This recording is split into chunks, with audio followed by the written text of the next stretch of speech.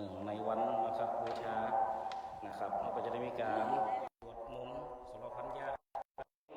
วันศีลบวชไปเราจะได้มีการสวดธรรมจักรนะครับและก็สวดประจำวันและก็สวดมนต์ต่างสามศีลใหญ่และศีลน้อยนะครับวันนี้เป็นวันพิเศษนะครับหนึ่งได้เป็นวันมาฆบูชาเจ้าองค์พระสังฆราชในประกาศเอกรดังนั้นวันนี้จะได้มีการสวดมนต์สรพันยักษ์นะครับเป็นน้องเพราะฉะนั้นศรัทธาบรรดาพ่อแม่พี่น้องผู้ตั้งบ้านตั้งจองก็ดีนะครับจะมาสวดมนต์ด้วยกันก็ได้วันนี้ก็จะมีการสวดสรพันยักษ์นะครับหลังจากสวดเสร็จก็มีการเวียนเทียนนะครับตามวันที่สักการะบูชาศรัทธาบรรดาพ่อแม่พี่น้องที่มาก็ได้อยู่ทั้งบ้านนะครับจุดเทียนไว้พระไว้หน้าบ้านไหนหน้าบ้านมันก็ได้เด้อนะโมตัสสะภะคะวะโตอะระหะโตสัมมาสัมพุทธัสสะนะโมตัสสะภะคะวะโตอะระหะโตสัมมาสัมพุทธัสสะนะโมตัสสะภะคะวะโตอะระหะโตสัมมาสัมพุทธัสสะประวัติสิกขาสุโตภะลาภิกันสิริมาายาคือมันตาของพระองค์คือมันตาของพระองค์พระสงฆ์แล้วดำเนินจิตก้าวเดินเหมือนดังวงมันตาของพระองค์ทรงดีพงศ์พ้นจากไปทรงดีพงศ์พ้นจากไปหลังจากได้7 วันบิดามารทรงวันฟ้าให้พระนั้นจากลูกไปแสงมาลัยห่วงกังวลแสงมาลัยห่วงกังวลเจ้าชายสิกขาทรงมานาแห่บุญคุณสุดทุกขันธ์โดนเลี้ยงดูจนไม่มุนมองเลี้ยงดูจ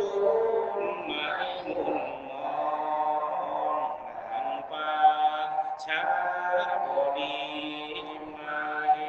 สีองค์ที่สองเป็นธิดาผู้น้องของมายานาสดใสของมายานาสดใสกล่อมเรียมพระกุมารให้เบิกบานหรือไทยรับมือดังดวงใจเมืองเยื่อใยสายสัมพันธ์เหมือนเยื่อใยสายสัมพันธ์นาอยู่จิตช่ำสาสาวแห่งหาวิชาการจากผู้ชิวชาญพระองค์ท่านได้ร่ำเรียนพระองค์ท่านได้ร่ำเรียนครูเวทสาวามินมาเป็นศิษย์ที่ปาปียันจบสิ้นการเล่าเรียนกลับนาครทางเดิมพระ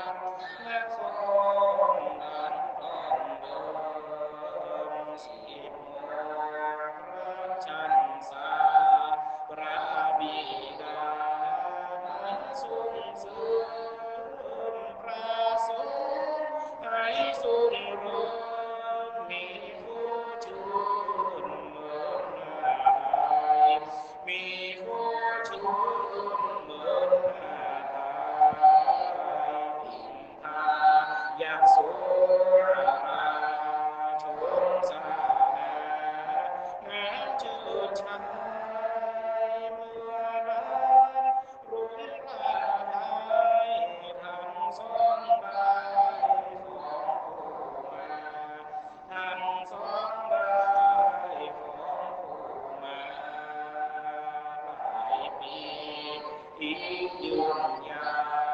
วสิบดาวราชันสาทรงมีพระคุณปาณีนามาพระนนกุมารมีนามาพระนนกุมารชื่นเมืองรุ่งอารามรุ่งหัวใจเกลิกไพศาลแต่ลูกคือบ่วงมารที่กันกลางทางบุญพรที่กันกลางทางบุญพรเจ้าชายศิลปาวันดีจาสังกุศลพาและบุญตูนต้องจะขายายให้มีต้องจะขายายให้มีคนจีบและคนใจทั้งวันวายในฤดีภาระและบุตรมีภาระดังนาชามีภาระดังนาชาลูกโยนสุยการปรุงไก่ชามาสีมาสุมากันดากาเป็นพามาเดินทางพามาเดินทางข้ามมาโนมาจนเอราจวนบุญสารปุญบุญด้วยประสานนาธิฐานบางราชาอาธิฐานบางราชาเปี่ยมโปรดโอนาทรมานุทายาสังขารก็สุขสาแต่ยังคงไม่หมดถอยแต่ยังคงไม่หมดถอยเจริญสามาธิจนช่ำนี้ดีผู้ย้อยสักทีมีเลื่อนรอยตามมาให้ปล่อยวางตั้งมาให้ให้ปล่อยวางวันเพ็ญคืนเดือนหกแสงจำบูรันรันสุขราสารุมานรุนทานดาบโศกโรงรุนทานดาบโศกโรงอัญญาโหอัญญาเป็นพระองค์พระบุญแผ่ทานไปทั่วชนโปรดพระวิภิกขสีโปรดพระวิภิกขสีพระองค์พ้นสังขารอิมาวาราจินีสุทธิจาริกมีชีวิตนี้เศร้าหมองมองชีวิตนี้เศร้าหมองมองชาวพุทธสุจะกล่าวได้ยินข่าวนางตาน้องภิกษุอันเศร้าหมองมันกล้าขอมแค้นรำไรมันกล้าขอมแค้นรำไรผ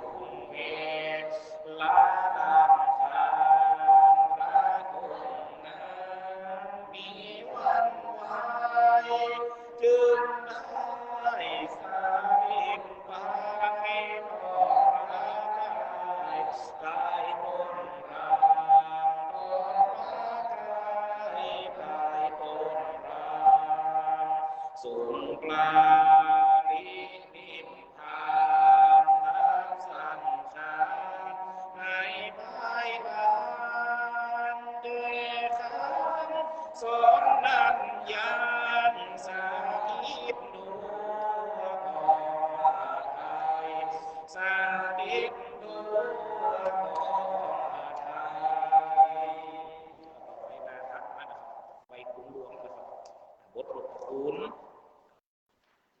ที่สองต่อนะครับปวงคา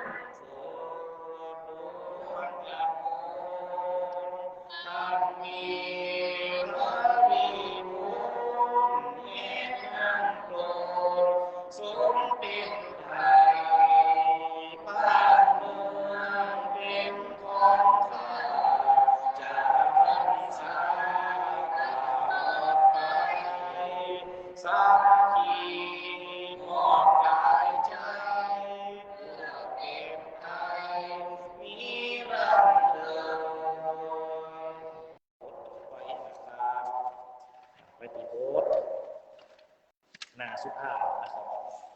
ผู้จ้าคุณบิดามารดานะครับผู้จ้าคุณพ่อคุณแม่นะครับตะกี้เป็นบทคุณหลวงนะครับต่อไปนะไว้ผู้จ้าคุณพ่อแม่นะครับลูกก็กราบไหว้คุณทั้งบิดาและมารดาเลี้ยงลูกเฝ้ารักษาแยกออกมาจึงเป็นคนแต่ก่อนมาจึงเป็นคนแสนยากลำบากกายบ่คิดอยากลำบากคนในใจให้กังวลอยู่ด้วยทุกเวลาอยู่ด้วยทุกเวลาอยากกินถ้าผู้ครองก็ต้องวางมีมาอยากมองไม่เต็มตาก็ต้องดูก็ลูกร้องก็ต้องดูหัวเดือดไม่หมดจากดวงกายที่บุญสูงที่นุดน้องสูงลำบากหนา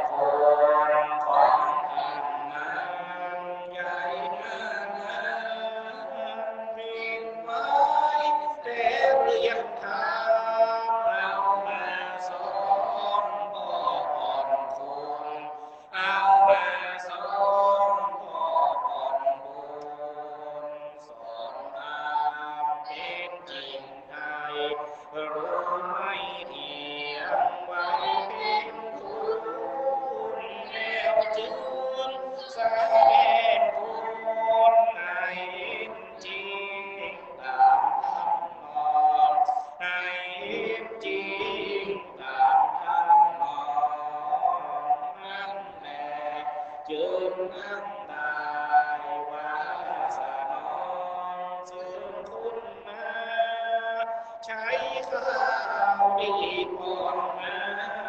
แลน้ำนมที่ดื่มกินแลน้ำนมที่ดื่มกินแห่งภูมิพระกันเมืองร้อยพันเมืองติดจีนยามใดก็ไม่สิ้นพระคุณงามนั้นเอ่ยพระคุณงามนั้นเอ่ยไปพุทธผงสังเวชนะครับ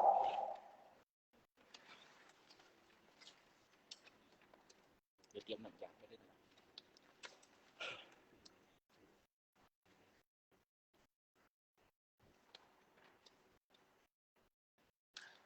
ต่อไปนะครับบทผงสังเวชป้องกันเลยครับเนี่ยดูแลท่านหญิงชายฟังบรรยายนำคาถาโอวาทศาสนาพระสัมมาพุทธองค์ฟังแล้วเองดีนี้อบรมจิ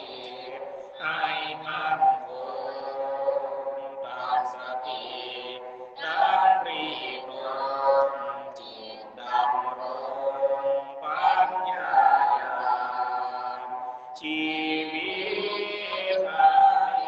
จำอย่าได้หวังให้สำคัญไม่มีสิ่งต่างๆหมู่กามรณะชีวิตเพื่อความรู้เหมือนที่ถูกหนักหนาเรียกว่าในโลกาเพราะปัญหาพาให้หลงชีวิตอานัตตามายาพาลุ่มมองควรคิดวินิจปลงพุทธองค์ทรงสั่งสอนชีวิตเพื่อความฝันบุญสิ่งงามไม่แน่นอนเปรียบให้ใครละอ่อนทุกขั้นตอนสอนจิตใจชีวิตไม่มีหมายก็มีง่ายปรับทำไว้เช้านี้ยิ้มจากไปอาณาใจชีวิตตนเมื่อไม่ตายอย่าอย่าได้ขาดสร้างกุศลสั่งสมไว้ได้ข้ามนติดตามตนทุกนาทีขอรักษาผู้ชมดำรงตนให้ความดีความดีบารมีตามวิถีพุทธองค์คนใดได้ดังจิตลงสังเวชสมปรารถนาจิตสาธิตชนมนต์ดำรงพระธรรมต่อไปนำหยาดมาตำเนินนะครับจะได้หยาดหน้า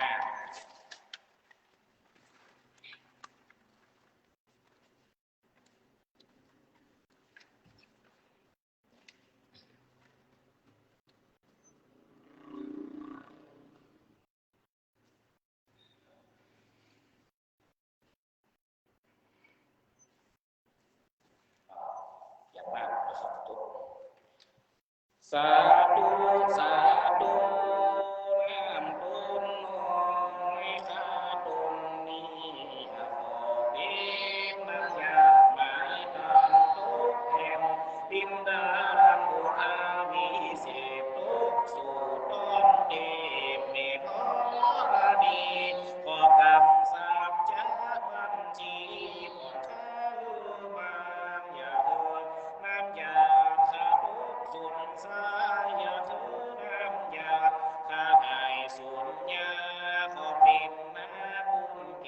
กาเสืบต่อไปนานแล้วปุญญาอาว่าบุญตานางนั้นข้าไว้แลปูจาเพื่อตามมาได้สิ่งขอบุญนี้ยิ่งแผ่พายรอจอปิตามารดาญาติกามวลมาปีน้องเส้นหากยังไปยังสาธารณะมวลหมู่อันอยู่ใต้น้ำแลเหนือดินสาดินบนอากาศแม้นผู้ค้าในตาใจขาดเอาตายขอบุญตั้งภายในภายแผ่รอขอจุงรถกำบินไปบนสูงยิ่งโยหกจันทร์ฟ้าหลอกถึงโบนดวงควันคงงามตาจากกะวันเสียงโกดไปไปรอดเวจีสีปิดสาอุงเดชเอาตั้งสีและอากาโนราณีทุกโดนขอมาลาพระวกุศลแห่งข้าในกาลวันนี้จิตเกิดไปสักแล้วครับอะระหังสัมมาสัมพุทโธภะคะวาพุทธังภะคะวันตังอภิวาเทมิสวากขาโตภะคะวะตาธัมโมธัมมานัสสามิสุปฏิปันโนภะคะวะโตสาวกสังโฆสังฆานามินะครับการทำวัดสวดมนต์นะครับเนาะก็เสร็จลงแล้วนะครับต่อไปก็จะเป็นการเวียนเทียนนะครับเนาะเพราะฉะนั้นนะครับเราจะเวียนเทียนกับเขาก็จะลงไปด้วยกันได้นะครับเนาะนะครับเพราะฉะนั้นสำหรับคนที่ได้ตามได้พอได้ดูมานะครับก็ขออยู่ดีมีสุขอายุมันยืนยาวปล่อยสาวขบเข้าภาษาเหมือนกันกูคนนะครับเนอะขอจบการไล่โซดการทำวัดไปเพียงตะกี้นะครับวันนี้ก็ทำวัดด้วยกันอยู่นะครับเฉพาะผู้เจ้ากระโดดหนึ่งน้องนั่นกับขายโยมนะครับจะบวชปีหน้านี่พ่องนะครับจะมีการจัดบวชลูกแก้วนะครับในเดือน8ออกนะครับในเดือน8ออกเนี่ยประมาณหลังปีใหม่เมืองแล้วเพราะฉะนั้นนะครับไปจังห่มทำบุญนะครับด้วยกันกับติดต่อมาได้เนอนะครับขายโยมจะบวชด้วยกันนี่3 คนนะครับในโอดในไอในเอิดนะครับเพราะฉะนั้นก็ขอเจริญสุขเจริญศรีไปณโอกาสนี้นะครับเนอ